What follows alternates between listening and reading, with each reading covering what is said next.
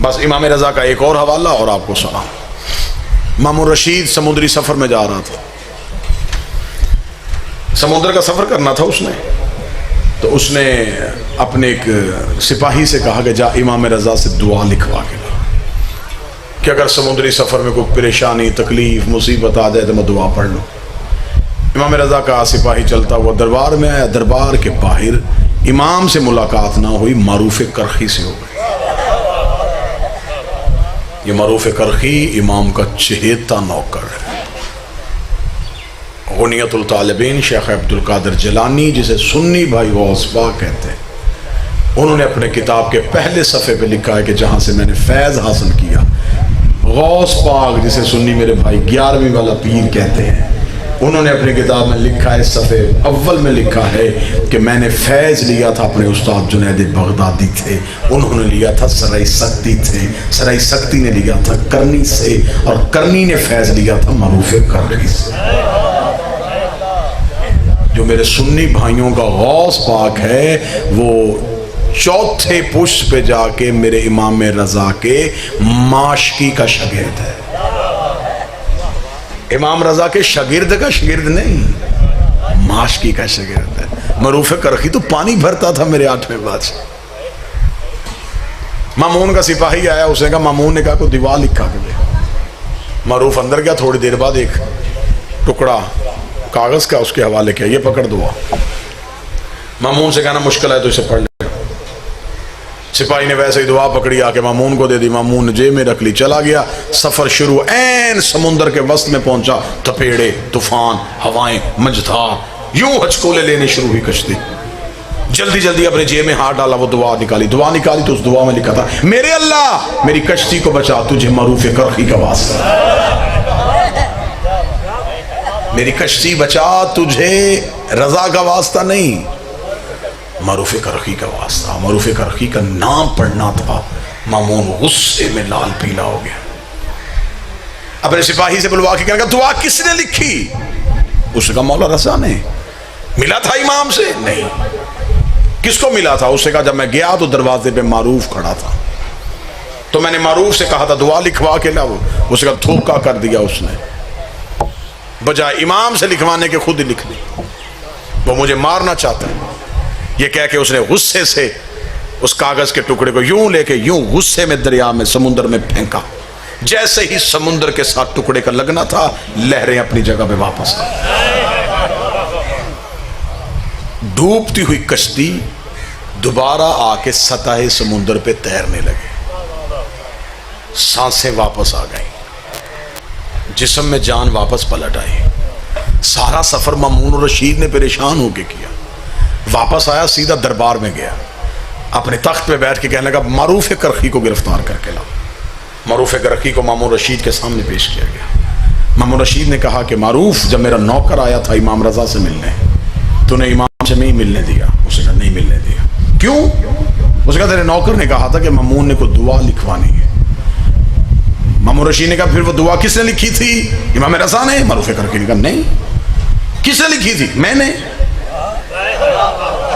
امام رشید نے کہا حد ہو گئی ہے، اتنا بڑا اعتراف کر رہا ہے، دعا میں نے امام سے لکھوانی تھی، تو نے کیوں لکھی؟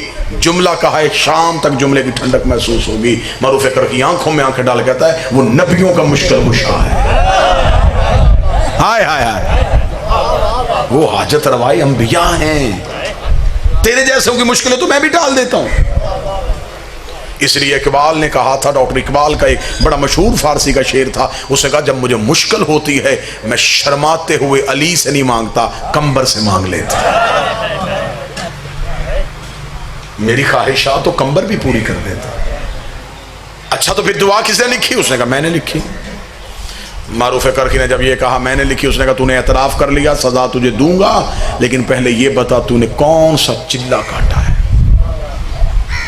تجھے امام رضا نے کون سا وظیفہ بتایا ہے جو وظیفہ پڑھنے کی وجہ سے تیرے نام سے بھی اللہ سے دعا مانگے تو اللہ قبول کر لیتا ہے؟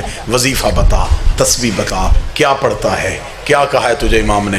جان ہی تیری چھوڑوں گا، وظیفہ بتا زندہ چھوڑ دوں گا، وظیفہ نہ بتایا سر کاٹ دوں گا، صدقے ہو جاؤں 8ویں بادشاہ تیرے نوکروں کے۔ معروف کرخی مسکرایا، مسکرا کے کہا نہ کوئی وظیفہ کیا ہے نہ کوئی چلہ کاٹا ہے، 14 سال ہو گئے مجھے بطول کے بیٹے کا پانی بھرتے ہوئے، دن میں کئی بار مجھے بلاتا ہے معروف پانی لا، معروف مسلح لا، معروف میرا گھوڑا لا، اتنی بار اس کی زبان سے میرا نام نکلتا ہے معروف معروف معروف، اتنی بار سے قرآن میرا نام لیتا ہے، ان کی زبان سے میرا نام نکلے اور میرا نام کسی کی مقدر اور قسمت اور تقدیر کو بھی نہیں بدل سکتا۔ جب وہ مجھے معروف کہتا ہے تو میرا نام اسم اعظم ہو جاتا ہے۔ یہ جو نام لے وہ اسم اعظم ہو۔ آج بھی مشہد جا کے دیکھو، 8 صحن میرے مولا کے، کیسی بادشاہی، سونے کے دروازے، چاندی کی زری، نوکروں کا بادشاہوں جیسا استقبال۔ آتے امام رضا کے نوکر ہیں لیکن جب حرم میں داخل ہوتے ہیں بادشاہ ہو جاتے ہیں۔ امام رضا کے نوکروں کی پاپوش سنبھالنے کے بندوبست، نوکروں کے کھانے، آج بھی ایران کی حکومت جس کی مقروض ہے۔ ابھی یہ کرونا وائرس پھیلا، پوری دنیا کے امیر ملک چندے مانگ رہے تھے۔ جاؤ جا کے دیکھو، ایران میں جتنے بھی کرونا کے مریض تھے انہیں ہاسپٹل میں داخل کیا گیا۔ جب انہیں شفا مل گئی اور وہ ہاسپٹل کے کاؤنٹر پہ آئے کہ ہمارا بل کیا بنا ہے، تو انہوں نے رسید نکال کے جس پہ لکھا تھا تمہارا بل رضا نے ادا کر دیا۔ ہر مریض کو جو رسید دی گئی اس پہ لکھا تھا کہ تمہارا بل امام رضا نے ادا کر دیا۔ آج بھی جو تقدیر بدلتا ہے، جب امام رضا کے حرم میں داخل ہوتے ہیں انسان کا مزاج ہی بدل جاتا ہے، آنکھیں خیرہ ہو جاتی ہیں۔ 8واں شہنشاہ اتنا آباد، نجف میں امیر المومنین کے حرم میں بھی اتنی امیری نہیں ہے۔ جو ظاہر بیٹھے وہ تو میری گواہی دیں، کربلا میں عباس کے حرم میں بھی اتنی امیری نہیں ہے۔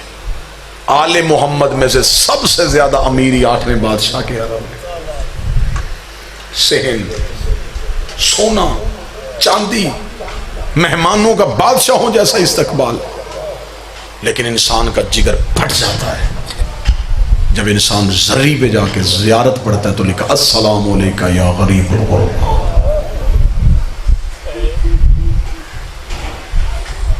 کائنات کا اتنا بڑا امیر خود کو غریب کہلوا کے سلام کرتا ہے۔